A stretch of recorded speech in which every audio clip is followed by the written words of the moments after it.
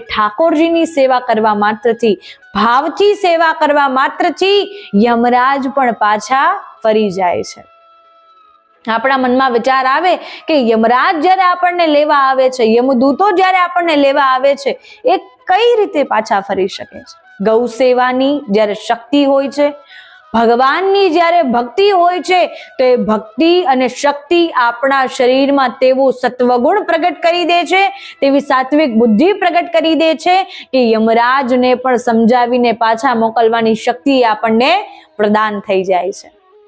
કે એવા અનેક ઉદાહરણ આપણા સમક્ષ છે, કે એવી અનેક કથાઓ આપણા સમક્ષ છે કે ભગવાનની ભક્તિ કરીને બ્રહ્મ હત્યાદી જેવા પાપોથી પણ છુટકારો મળે છે અને આપણા જીવનમાં આપણા કાળને પણ આપણે પાછો વાળવાની શક્તિ પ્રાપ્ત કરી શકીએ છીએ. કે ભગવાન એટલા કૃપાળુ છે અને ભગવાન એટલા દયાળુ પણ છે કે જ્યારે જ્યારે આપણા જીવનમાં એવી કૃપા આપણને પ્રાપ્ત થાય છે, એવી અદ્રશ્ય કૃપા કે આપણને મનમાં વિચાર આવે હું તો કોઈ એક્સ્ટ્રા ભક્તિ કરતો નથી, કોઈ નામજપ કરી શકતો નથી, કોઈ પાઠ પૂજા ઇત્યાદિ કરી શકતો નથી, તો પણ પ્રભુ મારા પર એટલા પ્રસન્ન કઈ પ્રકારે થાય છે? આપણા મનમાં એવો વિચાર આવે. એવો જ વિચાર નાનપણમાં એક ગોવાળના મનમાં આવતો હતો. એક ગોવાળ કે જે નાનપણથી જ ગૌમાતાની સેવા કરતો હતો, ગોવાળ પરિવારમાં જન્મ થયો હતો. તો હવે ગોવાળીઓ જેને કહેવાય કે જે ગૌદોહન કરે, ગાયોનું દૂધ હોય એ વેચવા જાય, તેમાંથી પૈસા મળે, ધન મળે, અર્થ મળે, તેનાથી પોતાનું જીવન યાપન કરે.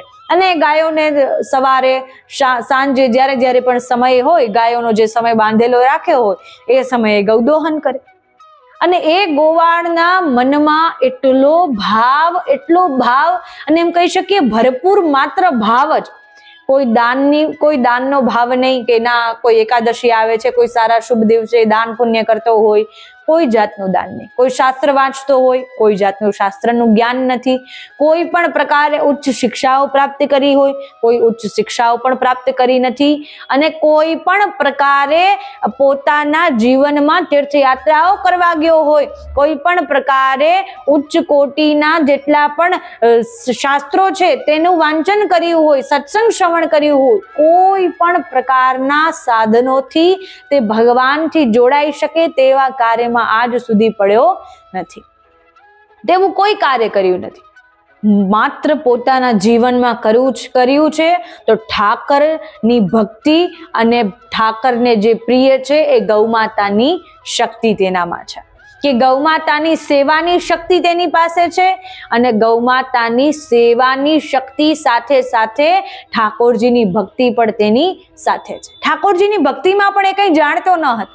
માત્ર તેને એટલું જાણ હતું, મારો જન્મ એક ગોવાળ પરિવારમાં થયો છે, મારો જન્મ એક એવા સ્થાન પર થયો છે કે જ્યાં બધા ગૌમાતાની સેવા કરે છે અને સવારે સાંજે ઠાકોરજીની ભક્તિ કરે છે, કે સવારે સાંજે ઠાકોરજીના દીવા કરે છે, કે સવારે સાંજે જ્યાં ભગવાન શ્રી કૃષ્ણની ભક્તિ કરવામાં આવે છે, તો હું પણ એમના જેવો જ છું. કે હું ગોવાળ છું તો હું પણ એમના જેવો જ છું, કેમ કે એ પણ ગોવાળિયા બનીને ઠાકોરજીની ભક્તિ કરવા માટે મારો જન્મ થયો છે, તો એ પણ ગોવાળિયા બનીને ગૌમાતાની સેવા કરતા હતા. તેના મનમાં એવો ભાવ છે. હવે જ્યારે નાનપણથી એવો વિચાર કરતો આવે છે, આજે તેની ઉંમર વિવાહ યોગ્ય થઈ ગઈ છે. આજે એ 22-25 વર્ષનો વિવાહ યોગ્ય યુવાન બની ગયો છે. નાનપણથી તેના મગજમાં સંસ્કારોનું બીજ એ ગૌસેવા દ્વારા અને ઠાકોરજીની ભક્તિ દ્વારા રોપણ કરવામાં આવ્યું હતું. અને જ્યારે એ ગોવાળ જ્યારે પણ પોતાના જીવનમાં ભગવાન શ્રી કૃષ્ણની ભક્તિ કરતો હતો, જ્યારે પણ ગૌમાતાની સેવા કરે, જ્યારે સવારે સાંજે ગૌદોહન કરવા બેસે, મનમાં એવો જ ભાવ કે હું તો માધવનો ભક્ત છું. એટલા માટે ઠાકોરજીનો એટલો ભક્ત જોઈને ગૈયા મૈયાઓની એવી સેવા કરતો. એકલો દીકરો નાનપણથી ગૌમાતાની સેવા કરતો હોય, એકલો આગળ ચાલતો હોય અને 50, 100, 500, 1000 ગૌમાતા એના પાછળ ચાલતી હોય, તો એ શું કોઈ કૃષ્ણથી ઓછો લાગે ખરું? અને ગામવાસીઓએ તેનું નામ પણ માધવ જ રાખી દીધું હતું, કેમ કે નાનપણથી તેના માતા પિતા કોઈ હતું નહીં.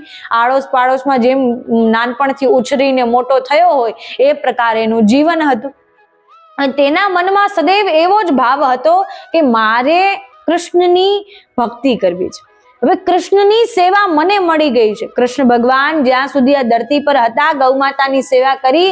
હવે જ્યારે ગોલોકમાં બિરાજમાન છે તો એમની સેવા મને મળી ગઈ છે, કે એમની જવાબદારી મારા પર છે, કે જ્યાં સુધી એમને ગોવાળ બનીને સેવા કરી એ તો ઠીક છે, પછી દ્વારિકાધીશ બન્યા, પછી રણછોડ બન્યા, એ બધું તો ઠીક છે, પરંતુ એમને ગૌ સેવા કરી અને તરત જ એ ગૌ સેવાની જવાબદારી, એ ગૌ સેવાનું કર્તવ્ય મારા પર સોંપી દીધું છે, અને આ બધી ગૌ માતાઓની જવાબદારી એ મારી જવાબદારી છે. તેવો ભાવ હતો તેનામાં, તેવો ભાવ હતો. અડોશ પડોશમાં બધા લોકો એને કહેતા કે માધવ હવે તો તું લગ્ન કરી લે, અરે ઓ માધવ હવે તો તું વિવાહ કરી લે. પરંતુ માધવના મનમાં એવો ભાવ કે પત્ની જોઈએ છે તો એવી જોઈએ છે કે જે આવીને ગૌ માતાની સેવા કરવામાં મને મદદ કરે, કે ગૌ માતાની સેવક હોય, ઠાકોરજીની ભક્ત હોય, મારે એવી પત્ની જોઈએ છે. ત્યાં સુધી હું પ્રતીક્ષા કરીશ, અને મને ગૌ માતા અને ઠાકોરજી પર પૂરો વિશ્વાસ છે કે મારા જીવનમાં એવી પત્ની અવશ્ય આવશે. તો એક સમયે માધવને એવો રોગ લાગી ગયો ગામવાસીઓમાં, અને એ ગામમાં એવો રોગ ફેલાણો કે ધીરે ધીરે એ ગામમાં બધાની મૃત્યુ થવા લાગી. જેમ હમણાં આપણે કોરોના આવ્યો હતો એ પ્રકારે રોગ 50-100 વર્ષોમાં નવા આવ્યા કરે છે. વચ્ચે સ્વાઇન ફ્લૂ થઈ જતું હતું બધાને, તે પહેલા કોઈ એવો તાવ આવી ગયો હતો કે એવું કંઈક હતું. તો એટલા માટે 50-100 વર્ષોમાં નવા રોગ આવે છે. એ સમયે એ ગામમાં પણ એવો જ રોગ આવ્યો હતો. હવે એ રોગના કારણે એ માધવની મૃત્યુ થઈ જાય છે. માધવ મનમાં પત્નીના વિચાર કરતો રહે છે કે ગૌ માતા ઠાકોરજીની કૃપાથી મને પત્ની પ્રાપ્ત થાય, ગૌ માતા અને ઠાકોરજીની કૃપાથી જ મને સાક્ષાત માધવની પ્રાપ્તિ થઈ જાય, સાક્ષાત નંદ કિશોરની પ્રાપ્તિ થઈ જાય. એવા વિચારધારામાં એ માધવની મૃત્યુ થઈ જાય છે. માધવની મૃત્યુ થઈ જાય છે અને ત્યારે યમદૂતો તેને લેવા આવે છે. હવે યમદૂતો તેને લેવા આવે છે. જ્યારે યમદૂતો લઈને એમને જતા હોય ત્યારે ગોલોકમાંથી એક પ્રકાશ પ્રગટ થાય છે, અને ગોલોક ગામિની શ્રી કામધેનુ માતા ત્યાં પ્રગટ થઈ જાય છે. અને જ્યારે એ માધવની મૃત્યુ થઈ હોય ત્યાં હજારો ગૌમાતા એની પાસે હતી. એ બધી ગૌમાતાઓ તેની મૃત્યુ સમયે રડી રહી હોય છે. માધવે પોતાના જીવનમાં એવી ગૌમાતાની સેવા કરી છે, કેમ કે માત્ર એની પાસે 50-100 ગૌમાતાઓ હતી, પરંતુ આજુબાજુના ગામની જેટલા લોકોની ગૌમાતા હતી એ બધા લોકો એને સોંપીને જતા. એ વિચાર કરતા કે આ તો એકલો નવરો છે, એ તો સેવા કરી લેશે, અમારે તો એટલા કામ ધંધા છે કે અમે સેવા કરી શકતા નથી, ત્યાં સુધી અમારી ગાયોને સાચવી લે. એટલા માટે એની પાસે ગાયોની સંખ્યા અદ્ભુત પ્રકારથી હતી. અને જ્યારે માધવની મૃત્યુ થઈ, ખરેખર રુદન પ્રગટ કરવા જેવો ભાવ છે કે એ બધી ગૌમાતાઓ માધવના શબ તરફ જોઈને રડી રહી છે. ખરેખર આ શ્રવણ કરીને જે ગૌભક્ત હોય છે તેના મનમાં તેવો ભાવ પ્રગટ થઈ આવે છે કે ગૌભક્ત જ્યારે ગૌમાતાની સેવા કરે છે, ગૌમાતા માત્ર એની ઈચ્છા પૂર્ણ કરતી નથી, ગૌમાતા માત્ર એની મનોકામનાઓ પૂર્ણ કરતી નથી, ગૌમાતાથી એ ભક્ત જોડાઈ જાય છે. અને ગૌમાતા ખરેખર વાસ્તવિક રૂપમાં એ માધવને પોતાની સંતાન માનવા લાગી હતી. જાણે એમનો દીકરો વયો ગયો હોય, જાણે એમનું બાલક વયો ગયું હોય, એ રીતે ગૌમાતા રુદન પ્રગટ કરી રહી છે. ગૌમાતાઓને ક્યારેય આપણે રડતા જોયા હોય તો આપણને ખબર હોય ગૌમાતા રોવે ત્યારે ગૌભક્તના મનમાં કેવું રુદન પ્રગટ થાય છે. તો એટલા માટે જ્યારે માધવને લેવા માટે યમદૂતો આવ્યા, ગોલોકમાંથી પ્રકાશ પ્રગટ થયો અને કામધેનુ માતા સાક્ષાત રૂપે એ માધવની બચાવવા માટે, એ માધવની રક્ષા કરવા માટે પ્રગટ થયા. અને યમદૂતો અને કામધેનુ માતા વચ્ચે સંવાદ થયો. અને ત્યારે યમદૂતો કહી રહ્યા હોય કે અમારે આમને લઈ જવાનો આદેશ છે, આ જીવને લઈ જવાનો અમને આદેશ મળ્યો છે. હે કામધેનુ માતા, આપ અમને રોકી ન શકો, કે આ જીવે પોતાના જીવનમાં કોઈ પણ પુણ્ય કર્યું નથી, આજ સુધી ભગવાનને એક અગરબત્તી પણ કરી નથી, ભગવાનને એક દીવો પણ કર્યો નથી, અને આજ સુધી કોઈ પણ પ્રકારના દાન, નામ, જપ, મહાદાન કોઈ પણ પ્રકારથી પુણ્ય કર્યું નથી. એટલા માટે આજે અમે એમને લઈ જઈ રહ્યા છીએ. ત્યારે કામધેનુ માતા સાક્ષાત સ્વરૂપે પ્રગટ થાય છે અને યમદૂતોને કહે છે કે હે યમદૂતો, હું આપનું સન્માન કરું છું, આપની વાતનું પણ સન્માન કરું છું, પરંતુ એમને જે પોતાના જીવનમાં પુણ્ય કર્યું છે એ પુણ્ય કદાચિત આ ગામના લોકોએ કર્યું હશે, કદાચિત જ કોઈ વ્યક્તિએ કર્યું હશે જે પુણ્ય આ 21 વર્ષના યુવાન આ માધવે કર્યું છે એ પુણ્ય છે સાક્ષાત કામધેનુની સેવા. કામધેનુ માતા કહે છે કે કોણ કહે છે એને કોઈ પુણ્ય કર્યું નથી, કોણ કહે છે એને કોઈ દાન કર્યું નથી, કોણ કહે છે એને કોઈ તીર્થ યાત્રા કરી નથી.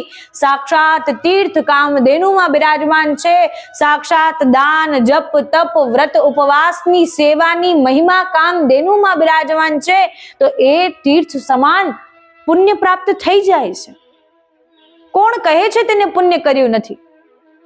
એને મને કમાવ્યું છે. મને પોતાના જીવનમાં એને કોઈ પુણ્ય કમાવ્યું નથી. એને કોઈ પણ પ્રકારથી દાન જપ કરીને પુણ્ય કમાવેલું નથી, પરંતુ એને પોતાના જીવનમાં મને કમાઈ લીધું છે, મારી સેવાને કમાઈ લીધું છે. અને મારી સેવા અને કામધેનુ નામ જપથી વધારે મોટું કોઈ પુણ્ય હોતું નથી. કેમ કે જ્યારે જ્યારે જીવ કામધેનુની રૂપથી સેવા કરે છે, કામધેનુના ભાવથી સેવા કરે છે, સાક્ષાત નંદ કિશોર તેને બચાવવા માટે આવે.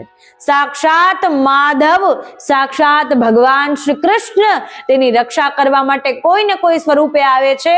અને આજે સાક્ષાત કામધેનુ માતા એ માધવની રક્ષા કરવા માટે પ્રગટ થયા છે. યમદૂતો સાથે ઘણો સંવાદ ચાલ્યો, યમદૂતોએ ઘણો સમજાવવાનો પ્રયાસ કર્યો, પરંતુ કામધેનુના ઉત્તર શ્રવણ કરીને આખરે યમદૂતો પણ હારી ગયા અને એમને માધવને ત્યાં જ મૂકીને જવું પડ્યું. અને જ્યારે યમદૂતો પાછા ફર્યા ત્યારે કામધેનુ માતાએ પોતાના આશીર્વાદ પ્રદાન કર્યા, પોતાના હાથથી પોતાની કૃપા પ્રદાન કરી અને ગોલોકની સમસ્ત કૃપા પ્રદાન કર્યા બાદ એ માધવને પોતાની સાથે ગૌલોક ધામમાં પ્રવેશ આપ્યો. આ એ સેવા છે જે ગૌ સેવાના કારણે આપણા ગોલોકના દ્વાર આપણે આપણા હાથથી ખોલીએ છીએ. ગૌ માતાની સેવા કરીએ છીએ, ગૌ માતાને ગોળ ખવડાવીએ છીએ, રોટલી ખવડાવીએ છીએ, સેવા કરીએ છીએ, ગૌ માતાનું દુગ્ધ દોહન કરીએ છીએ, ગૌ માતાની ચરણ સેવા કરીએ છીએ, ગૌ માતાને ખીલાવીએ છીએ, ગૌ માતાને ભાવથી જોઈએ છીએ. એ માત્ર કોઈ સેવા નથી, માત્ર કોઈ સામાન્ય સેવા નથી. ગૌ માતાની સેવા કરવી અર્થાત પોતાના જ હાથથી ગોલોકના દ્વાર ખોલવા જેવું થઈ જાય છે. પોતાના હાથથી ગોલોકના દ્વાર મનુષ્ય ખોલી નાખે છે જ્યારે ગૌ માતાની સેવા કરે છે. અને આ તો ખરેખર કોઈ કાલ્પનિક કથા શ્રવણ માનીને પણ આપણે શ્રવણ કરીએ ને તો આપણા મનમાં ભાવ પ્રગટ થઈ જાય કે કામધેનુના ભાવથી યદી સેવા કરીએ તો યમદૂતો પણ પાછા ફરી જાય છે. સાક્ષાત યમલોકથી આવેલા યમદૂતો પણ પાછા ફરી જાય છે. માત્ર કામધેનુ કૃપા આપણા પર બની જવી જોઈએ. અને કામધેનુના ભક્તોના મનમાં કેવો ભાવ હોય છે કે તેના મનમાં ભાવ હોય છે સબે ગુણહીન તાકો જતન ન કોઈ, એ કામધેનુ કૃપા સે હોનો હોસો હોય કે મારામાં એવા કોઈ ગુણ નથી, કોઈ ગુણ નથી, હું સર્વ ગુણહીન છું, મારામાં કોઈ એવા ગુણ નથી અને ગુણને પ્રગટ કરવાનો પ્રયાસ પણ નથી, કોઈ જતન નથી.